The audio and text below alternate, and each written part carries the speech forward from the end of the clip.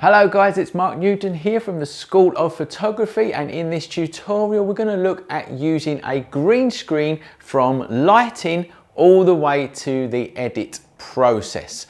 So firstly, let's talk to you about what you need. Obviously you need a green screen, and just so that you know, just to be clear, you use green screens so that you can replace the background. So you can take pictures of people on a green screen and then you take away that green and you put in a picture of whatever you want to, and that's what green screens are used for. So we need some stock pictures for our courses. So I've got a model coming in later. She's going to be holding a camera and looking like she's taking pictures, and then I can change the background and put her into any situation that I want her to be in. So firstly, let's talk about the lighting setup that you need. Now, clearly you need a green screen or a green background. It's called chroma green. Loads of different versions out there. My recommendation is to get the paper ones because they are the smoothest ones, and the smoother you make your green screen, the easier it is to edit. So firstly, get your green screen, obvious. Then you need to light your green screen, and here's the key to it. You need even soft lighting across the whole of the green screen. So I'm going to show you how to do that now.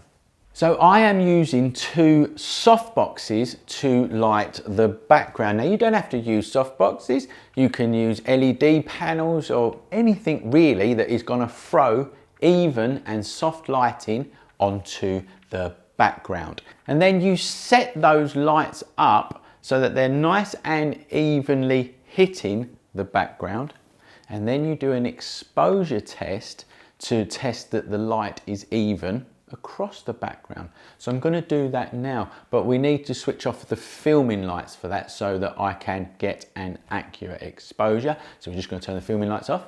So to do an exposure test, you need a light meter and you need a remote trigger. Okay, this light meter measures the light, obviously, that's going to hit the background, and I've got a remote trigger here that's connected to the flashes, and when I click that button, all the flashes go off. Okay, so that's what you need. Now, learning studio lighting is quite complex. You're not going to learn it on YouTube because there's so much to learn, but we have a whole course, a whole in-depth course, a guide to studio lighting over at theschoolofphotography.com. Come over and check that out if you want to learn all about studio lighting. But for now, I'm just going to show you how to measure the background. So firstly, I'm going to put the light meter dead in the center. I'm going to try and keep out the way of the lights, fire off the lights, and it's giving me f8.5. The exposure here in the middle of this green screen is f8.5. So I need to make sure that the whole green screen is at the same exposure. So I'm going to come over to here and do another one. Again, that's saying 8.5 and a couple of extra increments, but that's not really going to matter too much. So I'm going to come over to this side, do it again, and again, 8.5. So what that means is the whole of this area of the green screen is currently exposed at f8.5. Now I'm going to test it along the bottom here. Okay, that's giving me 8.5 again. In the middle here, 8.5 again, and over here, 8.5 again. Okay, so that is brilliant. What that means is that this whole green screen is nice and evenly lit at around f8.5. The exposure hitting this whole screen is f8.5, and that is brilliant. Now what you need to do is get your exposure right for where your model is and balance it out against the two. So I'm going to get my model to stand, well, in front of these lights, and that's really important because you don't want, if you see me standing here, you can see that these soft boxes are actually hitting me and the green screen, and you don't want that. You just want these lights to be lighting the green screen. So we come forward a few steps. So now you can see that I am only being lit now by the brolly, and just so that you know, we did have this brolly on when I was doing all of this exposure testing because it will make a difference. So I've already done a rough test on this, so you already know, but for the sake of this video, I'm now going to explain to you again what I've done. So I'm going to use a white brolly to light the model, and that is going to give me a reflected soft light, and it's going to spread it quite wide. Now I'm doing that because I want general stock shots, right? I want stock shots that I can put into any picture that I want. If I want to change the background white, I can just change it white. If I want to put a sunset in the background, I can put a sunset in the background. Now, if you're doing it for a specific image, you are going to need to look at that image and figure out where the light's coming from. So for instance, if you've got an image and there is strong light coming over from the right hand side, then quite clearly you will move your light to the right hand side so it matches the picture that you're going to be plonking the person into. All right, so I hope that makes sense. But for me, we're doing a general one. So what I'm going to do is I'm going to put the white brolly over to the left, take a few shots, put the white brolly in the middle, take a few shots, put the white brolly over to the right and take a few shots. So then I've got a nice generic kind of load of pictures that I can use for our courses. So now what I've got is a setup where the model is going to stand exactly where this masking tape is, and the light's coming in slightly from the left hand side of the face. And I need to take a reading for this area here. You do it in exactly the same way. You hold your meter up towards where the camera's going to be and you take a test shot. And that's giving me f8. Now, that's exactly what you want, because what that means is that the background is half a stop brighter than the foreground. Remember, the background was 8.5, f8.5. What you do not want when you're doing green screen photography, this is really important, is overspill. So if these background lights are brighter than your foreground light by a lot, so half a stop's fine. If it starts to go to a stop and a half, 2 stops brighter, it's gonna reflect back light, but it's actually gonna reflect back green screen light. And then when you erase the green screen on the computer, you're gonna start erasing parts of the skin, parts of the hair and everything, and it's a right nightmare. So getting this setup right first is absolutely key. So in this case, it's f8 in the foreground and f8.5 in the background. Now all I need to do is wait for the model to turn up. We're going to take some shots and then we're going to remove the green screen and put all sorts of fancy stuff in the background. So let's wait for her to turn up. So our model has arrived, and this is Rosie, the best model in Essex. And if you want to see more of Rosie, actually she's in our Guide to Studio Lighting course. She's our model for that whole course. I just want to explain a couple of things because I forgot that Rosie was actually smaller than me. So I've had to lower the background lights a bit to keep the background evenly lit, obviously. I've added a white reflector as well, and that's just to fill in shadows around this side of the face when I'm shooting with the brolly to the left or the right. Okay, so now really all I've got to do is take loads of shots, one with the brolly there, brolly in the middle, brolly over there, move the reflector over this side, and that's pretty much it. And we're gonna get the shots. Here we go.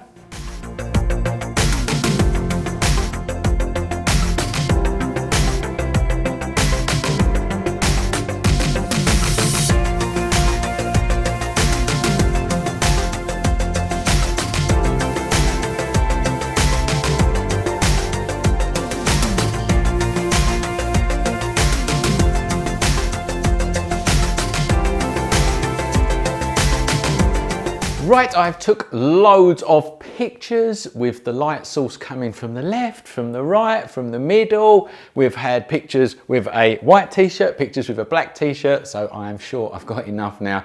I just want them for stock pictures so that I can use them for lots of different things. Okay, now let's go into Photoshop, where I'm going to show you how to remove the green screen very easily and plonk in any background that you want. Okay guys, we are now in Photoshop, and this is the picture that I have chosen, and this is the picture that is going to be on the front cover of our new book. And while I'm on the subject, let me take this opportunity to tell you about the courses that we run over at theschoolofphotography.com. Yes, we've got a book, but we also do lots of video courses as well. Courses in photography, in Lightroom, in Photoshop, in studio lighting, like you've looked at before, obviously. And we are professional teachers. I've been teaching photography since 2002, and I promise you I can make you a better photographer. So if it's photography that you're looking to learn, come over and check us out at theschoolofphotography.com. Also, we've got loads of freebies so you can try before you buy. Right, let's now go into Photoshop and remove the green screen. Okay, so the first thing that we need to do is separate the green from the person. All right, now for that, we're going to go up to select at the top here, go down to color range. You're going to make sure that your fuzziness is around about 80 or 90. I'm just going to leave it around, let's put it in the middle, just for argument's sake. Let's put it on 85. And then you're going to click on this eyedropper tool here. Make sure that that is selected. Make sure that you've got sampled colors selected at the top, and then you just click on the green parts of your picture. Now, if you watch, if I click onto the white, if I click onto the t-shirt here, as you can see, it's now selected the white color, the t-shirt. Now, obviously we want the green.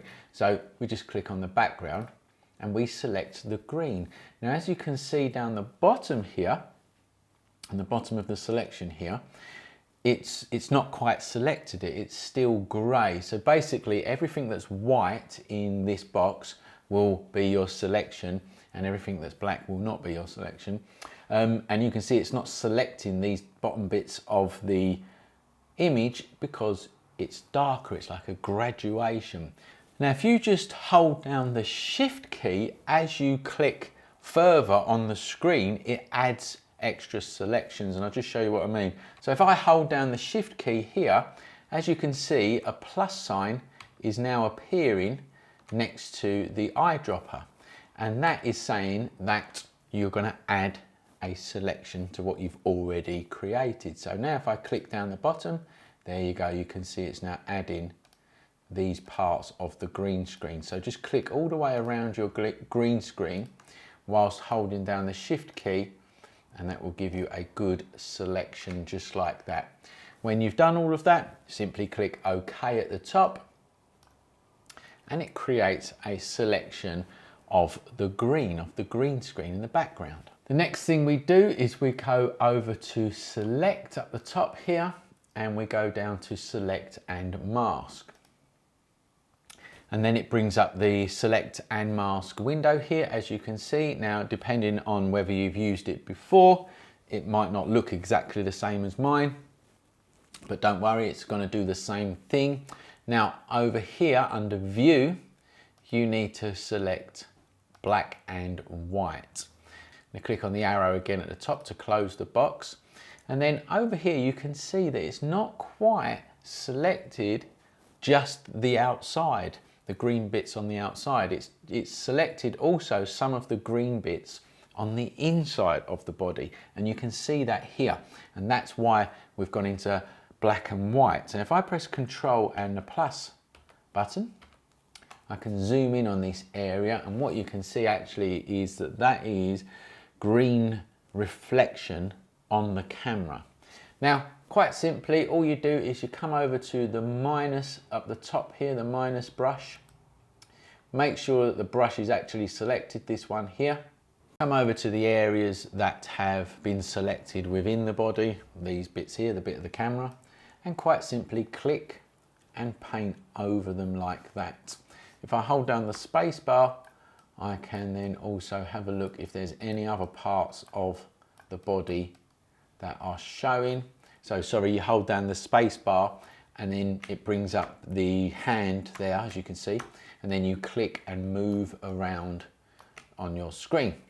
Let's press Control and minus to zoom out again, like that. And now I want to view the image, well, as it is. So I'm going to go back up to view, and I'm going to go to marching ants this time. And then I'm just going to click the arrow at the top here under view, just to get rid of that box, to get it out of my way. And then I'm going to press Control and plus again, and zoom in on the edges so that you can see them. Okay.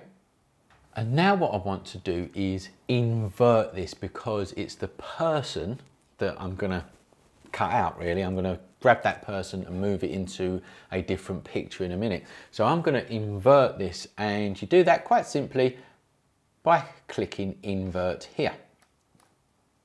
And then up in view at the top, I'm going to just go back to overlay, and that's so that we can see the picture a bit better.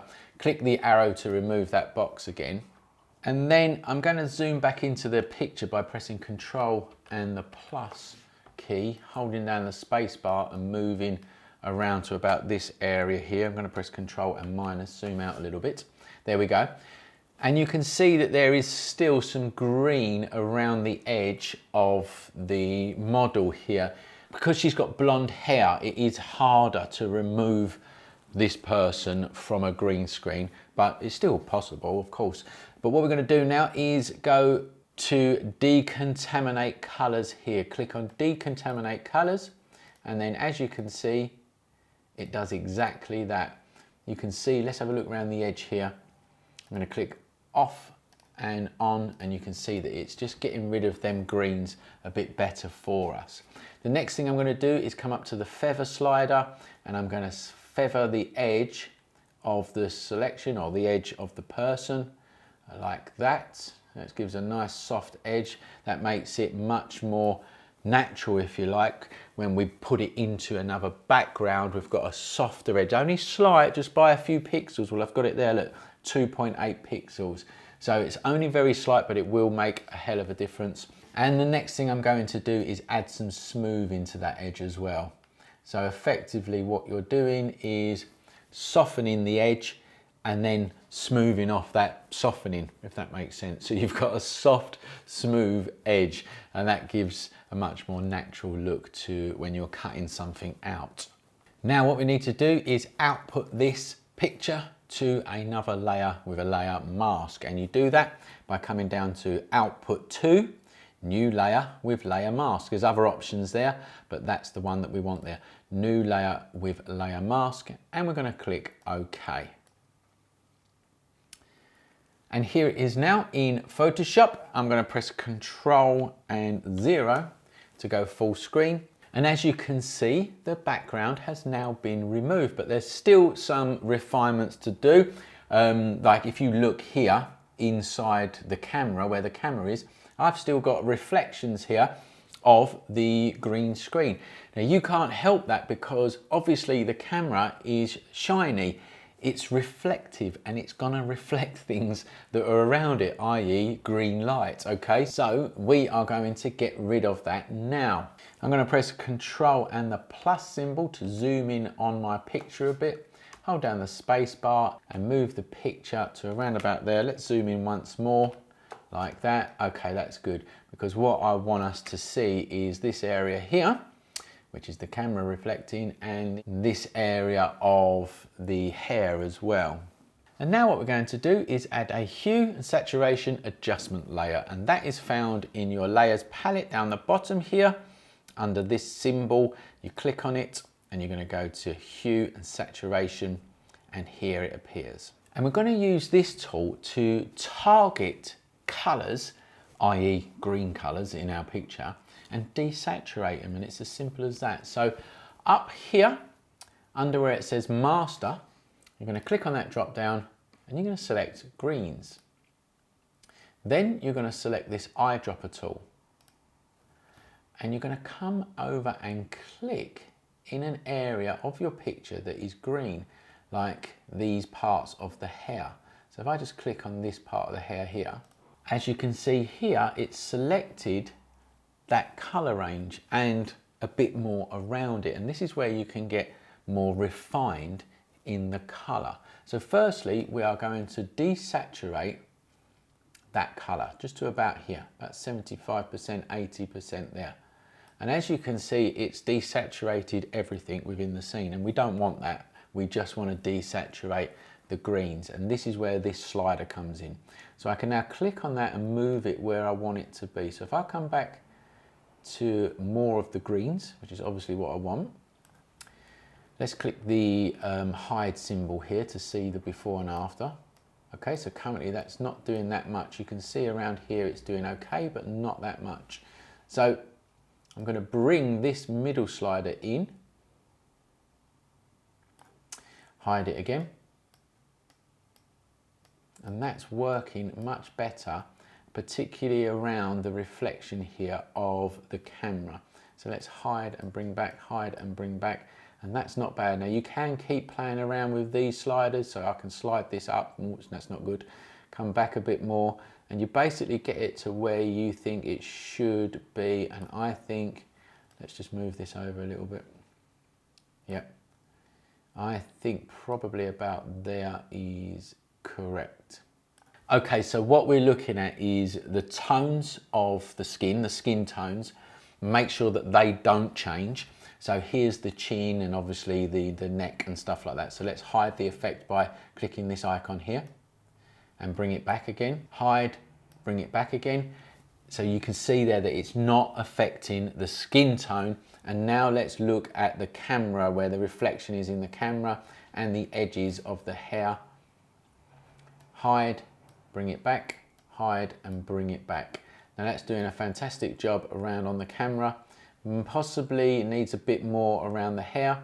So let's now drag that over a little bit more, about there. And that's done a bit better job now on the hair, but there's one more thing that we can change, and that is the hue slider at the top here. So if I click on that hue slider and drag it across, and you can see that it is just doing them last little refinements that you need in that hair to remove the green. So let's hide that and bring it back, hide, bring it back, hide and bring it back, and that's it. You can see now that it's getting rid of the green on the camera and it's getting rid of the green around the hair. So again, hide, bring it back, hide, bring it back. Now that is not bad at all. So I'm going to shut that down. I'm going to press Control and 0 to full screen it. And now let's bring back the original layer, the background layer underneath here, by holding down the Alt key, clicking on the eye symbol, and that brings the original picture. And then if I press it again, that's what we've done. That's the removal of the green screen. So that's before and that is after. That's not bad, and that is fairly quick. It's a really quick and easy way to remove a green screen. Now you can, at this point, add extra hair in if you want to, and you do that quite simply by copying parts of the hair and pasting it back in where you want it to be.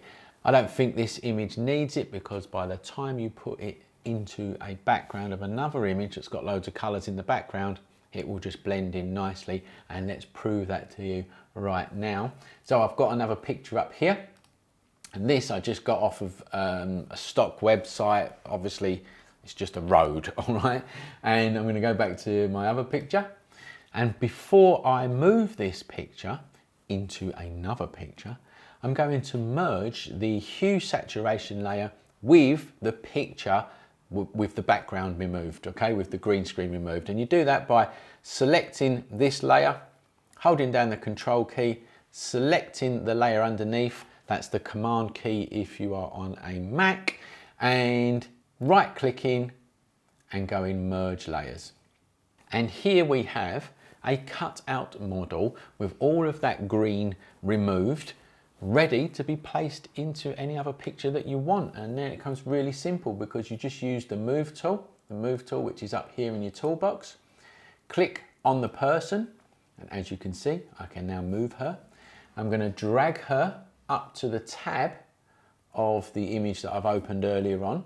I'm going to pull her down and then release with my mouse, okay? This bit here says the target document has a different depth. Now, that's going to happen particularly if you're working from Lightroom and then into stock images off the internet. But basically what that means is that this picture here is an 8-bit picture, and the picture that I used for the model is a 16-bit picture. The long and short of it is, it doesn't make a blind bit of difference, just click yes, okay? If that appears on yours. Now I'm going to move her a little bit further down. I'm going to press Ctrl and T for transform.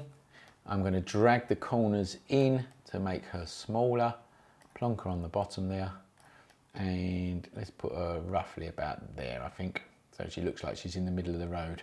And once you've resized your person using the free transform tool, which is Ctrl and T or Command plus T on a Mac, you click the tick at the top to tell Photoshop to apply that transformation. So at the moment it doesn't look that natural, and that is because we've done the shoot of the person in a studio and the background picture is, well, a stock picture, and it looks like actually it's got some kind of filter over it or stuff like that. So you will need to, if you're just grabbing pictures off the internet and then putting these your green screen pictures in them, you know, you will need to do some adjustments to make it look a bit more natural, and we're going to do a few now.